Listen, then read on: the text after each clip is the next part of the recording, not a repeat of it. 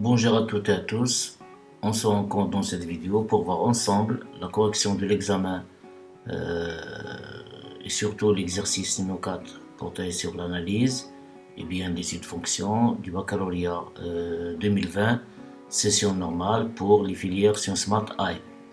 Alors pour l'exercice 4 et le suivant, voilà il est devant vous, il est constitué de parties. Dans cette première vidéo, on va la réserver à la correction des première et deuxième parties et on va faire une autre vidéo pour la troisième partie et la dernière. Alors pour la première partie, on considère la fonction f définie sur l'intervalle i 0 plus l'infini fermé en 0 par f de 0 est égal à 0 et quel que soit x appartient à 0 plus l'infini ouvert, c'est-à-dire x strictement positif, f de x égale x à la puissance 3 ln de 1 plus 1 sur x. Et soit C sa courbe représentative dans un repère autonome où J, on prend la norme de I est égale à la norme de J est égale à 1 cm. Question 1, en appliquant le théorème des accroissements finis à la fonction qui à t fait correspondre à ln de t sur l'intervalle fermé borné x plus 1, montrez la proposition P qui est la suivante, quel que soit x appartient à 0 ouvert plus l'infini, ln de 1 plus 1 sur x est strictement compris entre 1 sur x plus 1 et 1 sur x. Question 2 petit a, en utilisant la proposition P, montre que la fonction f est dérivable à droite en 0. Petit b, en utilisant la proposition P, montre que la courbe C admet une branche parabolique dont on précisera la direction. La troisième question, petit a, montre que la fonction f est dérivable sur 0 ouvert plus l'infini et que sa fonction dérivée sur 0 ouvert plus l'infini, c'est 3x carré qui multiplie ln de 1 plus 1 sur x moins 1 sur 3 qui multiplie 1 plus x. Sur, bien sûr, 1 sur 3 fois 1 plus x. Petit b, on déduit que la fonction f est strictement croissante sur i.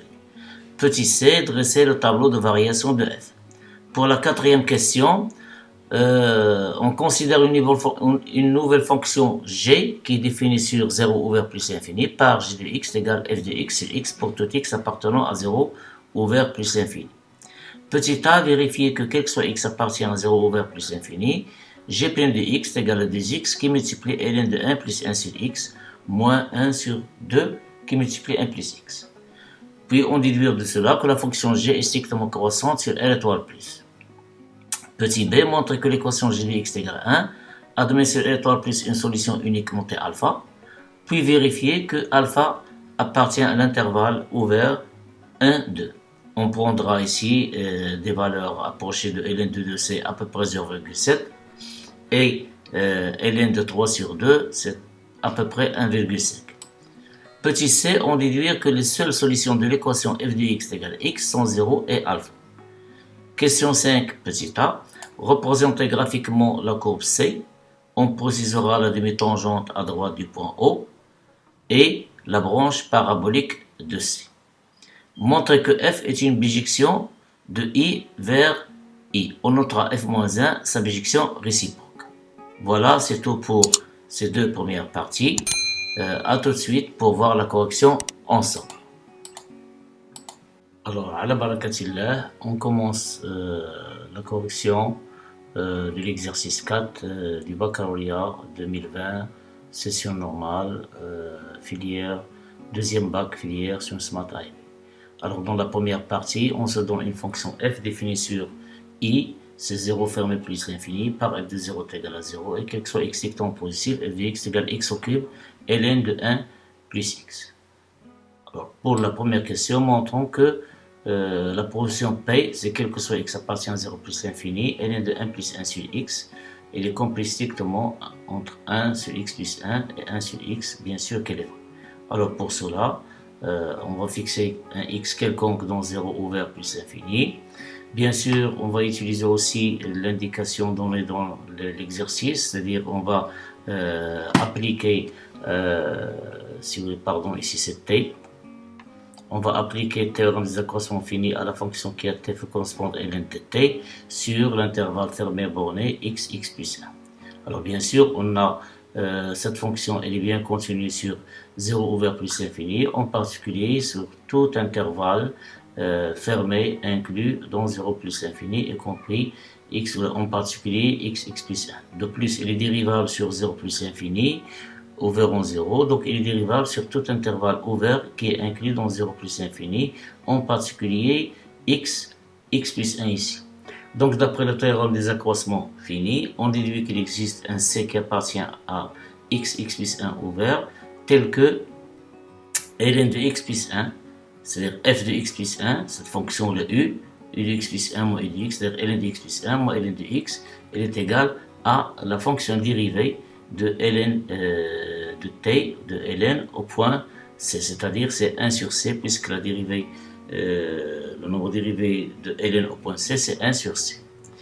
Et puisque c il est compris strictement entre x plus 1, alors x est strictement positif, alors on passe à l'inverse, on obtient 1 sur c, il est compris strictement entre 1 sur x plus 1 et 1 sur x. Bien sûr, x est strictement positif. Donc, ln de x plus 1 moins ln de x qui est égal à 1 sur c, il est compris entre 1 sur x plus 1 et 1 sur x. Or, ln de x plus 1 moins ln de x, c'est ln de x plus 1 sur x, c'est-à-dire c'est ln de x de 1 plus 1 sur x ici, en changeant ici l'expression, x plus 1 sur x, c'est x sur x, plus 1 sur x, donc c'est ln de 1 plus x. On conclut donc que notre proposition P, elle est vraie, c'est quel que soit x appartient à 0 plus l'infini, ln de 1 plus 1 sur x, est compris strictement entre 1 sur x plus 1 et 1 sur x. La deuxième question, petit a, en utilisant la proposition P, montrant que f est dérivable à droite en 0. C'est-à-dire, on va calculer la limite de f de x moins f de 0 sur x moins 0 lorsque x tend vers 0 plus. Or, f de x moins f de 0 c'est 0. Donc f de x moins f de 0, c'est f de x sur x, qui est égal à x au cube ln de 1 plus 1 sur x, c'est-à-dire c'est x carré ln de 1 plus 1 sur x. Donc il suffit, à partir de la proposition P, de donner, à partir de celle-là, donner un encadrement de x carré ln de 1 plus 1 sur x. Alors à partir de là, comme x, c'est la proposition P, comme x est strictement positif, on va multiplier par x carré les trois membres ici. Qu'est-ce qu'on obtient? X carré sur x plus 1, 1 fait strictement x carré ln de 1 plus x, 1 fait strictement x carré sur x, c'est x. Maintenant, on va calculer la limite de ces deux bornes, x carré sur x plus 1 et x. La limite de x carré sur x plus 1, lorsque x tend vers 0 plus, c'est 0, on obtient 0 sur 1, c'est 0, idem pour la limite de i de x. Donc, d'après les propriétés des limites et ordre, on déduit que la limite de x carré ln de 1 plus x, c'est 0. C'est-à-dire que la limite de f de x moins f de 0 sur x moins 0 quand x tend vers 0 plus est égal à 0. Donc c'est un nombre fini et cela prouve que f est dérivable à droite de 0 et le nombre dérivé à droite de 0 c'est 0. La question petit b, en utilisant encore une fois la proposition P, montre que la courbe C admet une branche parabolique dont on précisera sa direction. On a d'abord limite de f de x quand x tend vers plus l'infini, c'est limite de x au cube ln de 1 plus x. Alors x au cube qui multiplie ln de 1 plus x, on peut l'écrire, c'est x carré qui multiplie ln de 1 plus 1 sur x sur 1 sur x. Et puisque la limite de ln de 1 plus 1 sur x, 1 plus x quand x tend vers plus l'infini est égal à 1, pourquoi? En faisant le changement variable adéquat 1 sur x est égal à grand x. Quand x tend vers plus l'infini, grand x tend vers 0, on obtient la limite de ln de 1 plus x sur x, c'est une limite usuelle quand x tend vers 0 qui est égale à 1. Donc la limite de cette expression est égale à 1 quand x tend vers plus l'infini, et la limite de x carré quand x tend vers plus l'infini c'est plus l'infini. Donc on obtient ici la limite de f de x quand x tend vers plus l'infini c'est plus l'infini. Maintenant on va calculer la limite de f de x sur x quand x tend vers plus l'infini. Alors limite de f de x sur x quand x tend vers plus l'infini, c'est la limite de x carré qui multiplie ln de 1 plus 1 sur x. Alors on va procéder de la même manière ici. On obtient la limite de x qui multiplie ln de 1 plus 1 sur x sur 1 sur x. La limite de cette quantité c'est 1 quand x tend vers plus l'infini. Je le rappelle encore une fois ici. Et la limite de x plus l'infini c'est plus l'infini. Donc le produit des limites c'est plus l'infini. Et par suite qu'est-ce qu'on a? La limite de f de x au voisinage de plus l'infini c'est plus l'infini. Et la limite de f de x sur x au voisinage de plus l'infini c'est plus l'infini. Et cela se déduit du fait que la courbe C représentative de f admet une branche parabolique de direction l'axe OY au voisinage de plus l'infini. la question 3 petit a montre que f est dérivable sur 0 ouvert plus l'infini et que sa fonction dérivée f' de x, c'est 3x carré qui multiplie le taux qui multiplie ln de 1 plus 1 sur x moins 1 sur 3 qui multiplie x plus 1. Bien sûr, pour tout x strictement positif. Alors, qu'est-ce qu'on remarque ici? On a, notre fonction, c'est x au cube qui multiplie ln de 1 plus x. Donc, on sait que x au cube, c'est une fonction polynôme, si vous voulez, ou usuelle. Elle est dérivable sur R, en particulier sur 0 plus l'infini. La fonction qui est x correspond à 1 plus 1 sur x est aussi dérivable sur 0 plus l'infini, comme somme de deux fonctions dérivables sur 0 plus l'infini. La fonction première, c'est constante. La deuxième, c'est 1 sur x, c'est l'inverse de x. Ou bien, on peut le considérer comme étant une fonction usuelle. Il est dérivable sur R étoile, en particulier sur 0 plus l'infini. Donc, leur somme est dérivable sur 0 plus l'infini. De plus, cette fonction, si vous voulez, quel que soit x strictement positif, on a 1 plus 1 sur x est strictement positif. Elle prend ses valeurs dans 0 plus l'infini. Et comme la fonction qui est x correspond à ln de x est dérivable sur 0 plus l'infini, alors par composition de ln de x par 1 plus 1 sur x, on obtient une nouvelle fonction qui est x correspond à ln de 1 plus 1 sur x qui est dérivable sur 0 plus l'infini. En final, notre fonction f, elle est dérivable sur 0 plus l'infini, comme produit bien sûr de ces deux fonctions, x au cube et ln de 1 plus 1 sur x, elle est dérivable sur 0 plus l'infini. Et on a pour tout x strictement positif, f' de x, c'est la dérivée de x au cube, c'est 3x carré qui multiplie ln de 1 plus x au cube qui multiplie la dérivée de ln de 1 plus 1 sur x. Or, la dérivée de ln de 1 plus 1 sur x, c'est la dérivée de la fonction qui est à l'intérieur, c'est 1 plus 1 sur x, c'est celle-là. Sa dérivée, c'est moins 1 sur x carré, voici, elle est divisée sur 1 plus 1 sur x. Alors, il suffit maintenant de faire les calculs et de simplifier. On obtient 3x carré ln de 1 plus 1 sur x, moins x au cube. Alors ici, on transforme et on simplifie l'écriture. On obtient c'est x carré, puisqu'ici, 1 plus 1 sur x, c'est x plus 1 sur x. On va faire montrer x au numérateur de celle-là. On va faire descendre x carré et on va simplifier, si vous voulez, encore une fois par x. Donc le moins qui est ici, il devient là, c'est moins x au cube, x carré, x carré qui multiplie x plus 1. C'est 3x carré ln de 1 plus x. Alors, en simplifiant x au cube par x carré, qu'est-ce qu'il reste ici? X. Donc, x fois x, c'est x carré sur x plus 1. Maintenant, on va factoriser par 3x carré. Or, ici, on a uniquement x carré. Donc, on va diviser par 3. Donc, on obtient 3x carré, facteur de ln de 1 plus 1 sur x, moins 1 sur 3 qui multiplie x plus 1. C'est l'expression demandée. Donc, quel que soit x strictement positif, f' de x égale 3x carré qui multiplie ln de 1 plus 1 sur x moins 1 sur 3 qui multiplie x plus 1. La question petit b, déduisons que f est strictement croissante sur i. Alors, on va utiliser cette expression, l'expression de f' de x, et on va étudier le signe de cette expression. 3x carré est strictement positif sur 0 plus l'infini, donc le signe de f' de x est celui de ln de 1 plus x moins 1 sur 3x plus 1. Voilà, d'après l'expression de f' de x, on déduit que son signe sur 0 plus l'infini est celui de ln de 1 plus 1 sur x moins 1 sur 3 qui multiplie x plus 1. D'autre part, on va utiliser ici encore une fois la proposition P. La proposition P, je rappelle, la voici encore une fois. On a ln de 1 plus x, elle est strictement supérieure à 1 sur x plus 1. Donc, on va comparer 1 sur 3x plus 1 avec 1 sur x plus 1. Avec x, bien sûr, elle est strictement positive. Voilà.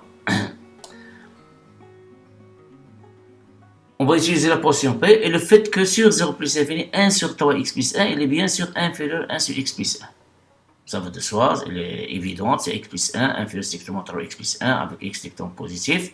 Et par transitivité, puisqu'on a 1 sur x plus 1, il est inférieur à ln de 1 plus x, d'après la proposition P, de la propriété P. Donc, ln de 1 plus x moins 1 sur 3x plus 1, il sera strictement positif. D'où quel que soit x étant positif, f' de x est strictement positif, ce qui prouve, ce qui montre que f est strictement croissante sur 0 plus l'infini. Alors, il nous, dans la question, nous demande dans i, ça veut dire 0 inclus. Pour remédier à ça, il faut rappeler que f est continu à droite de 0, Pourquoi? Parce que f est dérivable à droite de 0. On n'a pas ici la continuité, mais on a la notion de dérivabilité, c'est une notion plus forte que la continuité. Donc f est dérivable à droite en 0, et par suite elle est continue à droite en 0. On conclut donc que f est strictement croissante sur i qui est égal à 0 fermé plus l'infini. La question petit c, donnons le tableau de variation, alors de tout ce qui précède, donc voilà notre fonction qui est définie sur i, 0 compris, 0 plus l'infini. La fonction dérivée elle est strictement positive. Ici j'ai mis un petit 0 en bas ici, le coin, c'est le nombre dérivé à droite de 0 qui est égal à 0. La valeur éventuelle de f au point 0 c'est 0, mais la limite plus l'infini c'est plus l'infini, donc elle est strictement croissante. La quatrième question, on va utiliser notre fonction g, que x appartient à 0 plus l'infini, g de x égale f de x sur x. La question A, vérifiant que x soit x est possible, g' de x égale 2x qui multiplie, alors de la même manière, on va déduire que g est strictement croissante sur étoile plus, de la même manière que cette question-là, la dérivée et le signe f. Donc voilà, soit x est positif. Ici, il nous demande de vérifier, donc ce n'est pas la peine d'utiliser la dérivabilité. Donc, on va calculer directement la fonction dérivée de g. On a g' de x égale, puisque g de x c'est f de x sur x, donc c'est la dérivée de f c'est f' qui multiplie x, f' de x, moins la dérivée de x c'est 1 multiplié f de x, moins f de x sur x carré, qui est égal, alors f' de x c'est déjà trouvé ici, je vais le rappeler encore une fois. Voilà, f' de x, c'est 3x carré qui multiplie ça. On va le multiplier par x. Donc, qu'est-ce qu'on obtient? C'est 3x au cube, x ici, 3x au cube, et ln de 1 plus 1 sur x, moins 1 sur 3 qui multiplie x plus 1, moins notre fonction f de x qui est égale à x au cube, et ln de 1 plus 1 sur x, le tout sur x carré. Alors, qui est égal, en simplifiant ici par x carré, elle reste ici 3x. Bien sûr, on va simplifier ici, là. Donc ici par x carré, il reste x, ici par x carré, il reste x. Donc c'est 3x qui multiplie ln de 1 plus 1 sur x moins 1 sur 3x plus 1, moins x qui multiplie ln de 1 plus x.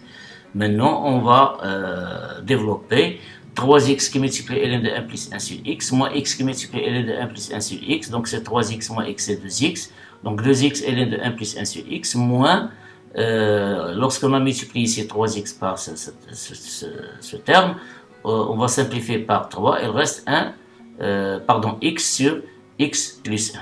Maintenant, on va factoriser par 2x. On a ici 2x, mais on n'a pas ici 2x, mais uniquement x. Donc, on va diviser par 2 ici. Et on trouve cette expression, comme je l'ai dit tout à l'heure, comme la fonction f'.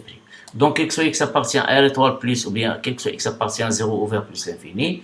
G' de x égale 2x, et ln de 1 plus 1 sur x moins 1 sur 2x plus 1. Alors, de la même manière, puisqu'on a 1 sur 2x plus 1, 1 sur 1 sur x plus 1, et en utilisant la propriété P ou bien la position P, en faisant la même remarque, la même technique, donc c'est pas la peine de faire le détail, on trouve que x appartient à R étoile plus, g' de x est strictement positif, donc g est strictement croissante sur R étoile plus. Pour la question petit b, montrons que l'équation g de x égale 1 admet une solution unique alpha dans R étoile plus en première étape, puis vérifier que alpha appartient à l'intervalle ouvert 1, 2. Alors, pour répondre à cette question, on a besoin de la continuité et de la stricte monotonie. Bien sûr, pour la fonction g.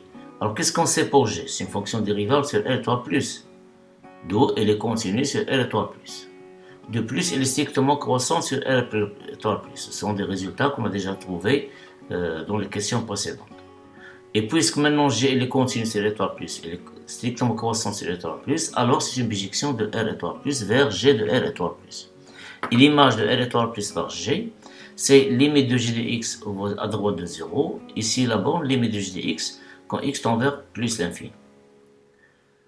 Il reste à calculer ces limites. Or, ces limites sont déjà calculées via les fonctions f. Alors, dans les questions de a et de b. Limite de g de x. C'est g de x, c'est f de x sur x. Donc on a déjà calculé limite de f de x moins f de 0 sur x moins 0, qui est égal à limite de f de x sur x, puisque f de 0 est égal à 0. Et c'est le nombre dérivé à droite de 0 qu'on a trouvé est égal à 0. Donc la limite de g de x, quand x tend vers 0 plus, c'est 0. De même, limite de g de x plus l'infini, c'est la limite de f de x sur x. Et lorsqu'on a étudié dans la question de B la branche infinie, on a trouvé que cette limite est égale à plus infini. Donc, idem pour limite de g de x quand x tend vers plus infini est égal à plus infini. Et par suite, g de r étoile plus, c'est 0 ouvert plus l'infini. Et comme 1, donc maintenant on a g c'est une bijection de r étoile plus vers r étoile plus. C'est aussi 0 plus infini. Et comme 1 appartient à g de l étoile plus, l'image de r étoile plus par g est ici 1, alors 1 admet un antécédent unique alpha dont r étoile plus bien sûr par g. C'est-à-dire que g de alpha est égal à 1, ou encore l'équation g de x est égal à 1 admet une solution unique alpha dont r étoile plus. Maintenant, montrons que, bien vérifions que alpha il est compris strictement entre 1 et 2. Alors pour cela, il suffit de calculer g de 1 et g de 2. On a g de 1, c'est f de 1 sur 1, c'est f de 1 et f de 1 est égal à 0. Et g de 2 c'est f de 2 sur 2. F de 2 c'est 8 ln de 1 plus 1 sur 2 qui est divisé par 2. Donc il reste 4 ln de 1 plus 1 sur 2. C'est 4 qui multiplie ln de 3 sur 2. Et comme ln 3 sur 2, comme elle était donnée dans l'exercice, ou bien dans la question, c'est 1,5, c'est à peu près. Donc on obtient l'image de 2 par g, c'est à peu près 6. Et puisque 1 appartient à 0,6, alors d'après le théorème des valeurs intermédiaires, on déduit que alpha elle est bien entre 1 et 2 strictement. Alors ici, vous allez me dire, le terme des valeurs intermédiaires nécessite la continuité à la strictement t. Oui, c'est vrai, c'est déjà fait. Donc on a déjà mentionné que notre fonction g, elle est continue et strictement monotone. La question C, déduisons que les seules solutions de l'équation f de x égale x sont 0 et alpha. Bien sûr, dans le domaine I, c'est-à-dire l'intervalle I0 fermé plus infini. Qu'est-ce qu'on sait? On a alpha est une solution unique dont R étoile plus, c'est-à-dire c'est I privé de 0, de l'équation g de x égale à 1. Alors, dans R étoile plus, nous, on veut les solutions soient dans 0 plus infini. Alors, alpha est aussi solution de l'équation f de x égale x, puisque g de x égale 1, c'est équivalent à f de x égale x. Donc, alpha est une solution unique de f de x égale x dans R étoile plus. Qu'est-ce qu'il reste ici? Uniquement 0. Alors, qu'est-ce qu'on sait pour 0? F de 0 est égal à 0. Donc, 0, si vous voulez, 0 est aussi une solution de f de x égale à x. Mais ce n'est pas dans R étoile plus. Puisque dans R étoile plus, il n'y a qu'une seule solution, c'est alpha. Donc, ici, on va élargir l'intervalle R étoile plus en R plus, c'est-à-dire 0 plus. Donc, qu'est-ce qu'on peut conclure? Que 0 et 1 sont les seules solutions de l'équation f de x égale x, dont 0 plus l'infini. La question suivante, 5a, 5 petit a, il nous demande de représenter graphiquement la courbe de f dans un repère bien sûr orthonormé, unité graphique c'est 1, c'est-à-dire la norme de i, celle-là est égale à la norme de j est égale à 1. Alors 1 ça peut être 1 cm, ça peut être 3, donc il suffit de prendre un graphe je suis un petit peu lisible pour que vous puissiez bien dessiner la courbe. Donc si on dessine dans un repère autonome restreint, donc on n'arrive pas à bien dessiner la courbe et la courbure bien parfaite. Ainsi, il nous demande de dessiner, de représenter la demi-tangente à droite de 0. Alors, à droite de 0, on a le nombre dérivé à droite de 0, c'est 0. Donc, il y a une demi-tangente horizontale, la voici, qui est dessinée en bleu. Voici. Il coïncide avec, si vous voulez, le vecteur i. Et puis, il y a une branche parabolique de direction l'axe des ordonnées au voisinage de plus l'infini. Bien sûr, je dessine toujours mes fonctions avec le logiciel GeoGebra. Petit b montrant que f est une bijection de i vers i. Alors, on a f il est continu, strictement croissant sur u, c'est déjà vu dans les questions précédentes. Donc, c'est une bijection de i vers f de i. Il suffit de calculer maintenant f de i. Or, f de i, c'est f de 0, limite de f au voisinage de plus l'infini. F de 0, c'est 0, et limite au voisinage de plus l'infini, c'est plus l'infini, qui est aussi i. Donc, f est une bijection de i vers i. Et par suite, elle admet une fonction réciproque. Notons, bien sûr, qui est définie aussi de i vers i. Notons f-1, sa bijection réciproque. La deuxième partie, elle est consacrée à l'étude d'une suite récurrente. La suite UN définie par son premier terme I0 qui est compris entre 0 et alpha, et quel que soit n dans n, un plus 1 est égal à f moins 1 de un. Montrons par récurrence que quel que soit n dans n, un est compris entre 0 et alpha. Alors, les étapes de la démonstration par récurrence sont les suivantes: initialisation, hérédité, puis on donne la conclusion. Pour l'initialisation, pour n égale à 0, c'est la première valeur ici dans n, on a déjà eu 0, il est compris entre 0 et alpha. Donc celle-là, elle est bien vérifiée pour 0. L'hérédité, on suppose soit un n quelconque dans n, on suppose que un compris strictement 0 alpha, et on veut montrer que un plus 1, il est aussi compris entre 0 et alpha. Si on arrive à montrer cette implication, ça y est, par le principe de récurrence, on déduit que quel que soit n dans n, cette propriété, ou bien cette proposition, elle est vraie. Alors,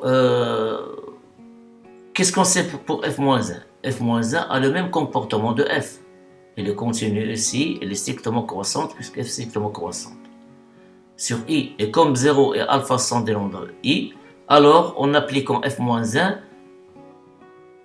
aux trois membres ici, 0, un et alpha, on obtient f-1 de 0, elle est inférieure strictement f-1 de n, elle est inférieure strictement f-1 de alpha. Ah, pardon, ici c'est alpha, c'est pas alpha.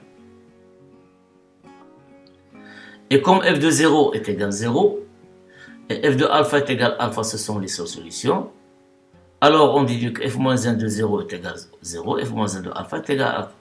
Et puisque 1 plus 1 est égal à f-1 de 1, c'est par définition, alors on déduit de cette nouvelle double inégalité que 0, il est inférieur strictement à 1 plus 1, qui est inférieur à son tour à alpha. Donc on a bien montré celle-là. Et par suite, l'étape finale, bien la troisième étape de la démonstration par conclusion, d'après, il faut l'écrire. D'après le principe de récurrence, on conclut que quel que soit n dans n, un il est compris strictement entre 0 et alpha. Encore une fois, les résultats trouvés, encadrer les résultats trouvés à la fin de chaque réponse pour une telle question. Question 2a, montrant que alors une question 2a, montrant que g de l'image de 0 alpha par g est égal à 0, ouvert aussi. Qu'est-ce qu'on sait sur g? Elle est continue. Elle est aussi strictement croissante sur 0 plus l'infini. Et comme 0 alpha, c'est un intervalle qui est inclus dans 0 plus l'infini, alors g de 0 alpha, c'est la limite à droite de 0, et la borne ici c'est g de alpha, même puisque alpha il est bien défini. Alpha, on sait que g n'est pas défini sur 0, il est défini uniquement sur 0, ouvert plus l'infini. Et comme alpha, c'est un nombre qui est strictement supérieur à 0, donc il a une image, donc g de alpha, mais il faut conserver ici l'intervalle ouvert, parce que l'image d'un intervalle ouvert par une fonction continue, c'est aussi un intervalle ouvert. Et comme limite de g de x quand x tend vers 0 plus est égal à 0, c'est déjà trouvé, et g de alpha est égal à 1, puisque alpha c'est une solution de l'équation, g de alpha est égal à 1, g de alpha est égal à 1, voilà par la question 4b, on déduit que g de 0 alpha c'est 0,1. Question B, montrant que la suite un est strictement croissante.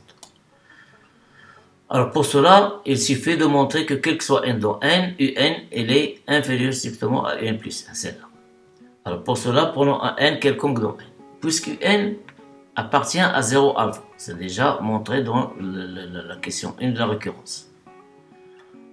Alors, en appliquant g qui est strictement croissante sur l'encadrement un compris entre 0 et alpha, on obtient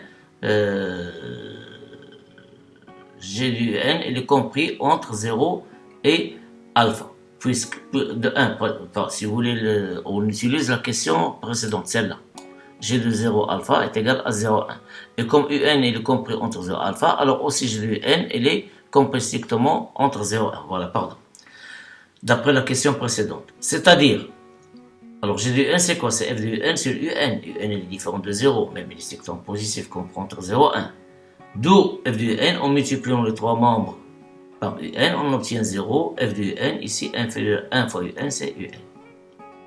Un est strictement positif. Et puisque f-1 est strictement croissante sur 0 plus l'infini, alors f-1 de 0, il est inférieur strictement f-1 de f de un, il est inférieur strictement f-1 de n.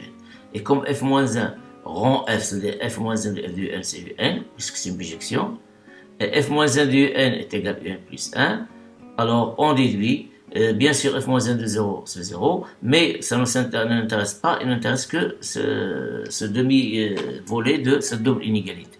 On déduit que un il est inférieur strictement à 1 plus 1. Celle-là est égale à un, f moins 1 de 1 c'est 1 plus 1, et cela est vrai pour un quelconque ici. Donc on peut conclure que quel que soit un dans n, un inférieur strictement à 1 plus 1. Ce qui montre que n est strictement croissante.